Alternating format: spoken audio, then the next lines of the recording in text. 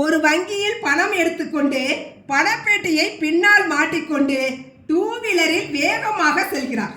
வண்டியின் அதிர்வில் அந்த பெட்டி லேசாக திறந்து கொண்டு 100 10 ரூபாய் நோட்டுகள் கொண்ட ஒரு கட்டு மட்டும் கீழே விழுந்து விடுகிறது.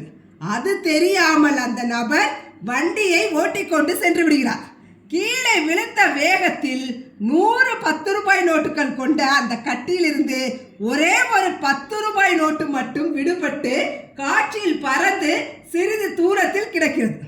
அந்த ஒற்றை 10 ரூபாய் நோட்டு இருந்த வழியில் வந்தவன் அதை பார்க்கிறான். அந்த நோட்டை கண்டு இன்று நரிமுகத்தில் விழித்திருக்கிறேன் போல என நினைத்து மிகவும் சந்தோஷமடைகிறான். அந்த நோட்டை எடுத்துக்கொண்டு ஹோட்டலுக்கு போனான். 2 இட்லி ஒரு காஃபி அன்றைய விலைவாசிக்கு வாங்கி சாப்பிட்டான்.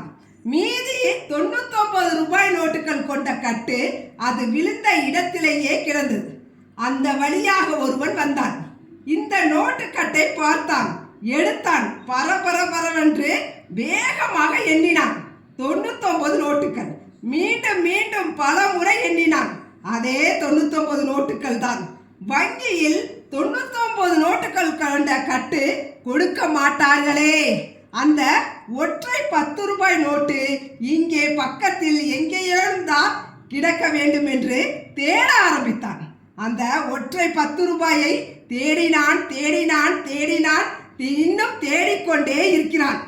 10 ரூபாய் கிடைத்தவன் சந்தோஷமாக சாப்பிட்டு விட்டு திருப்தியாக சென்றான்.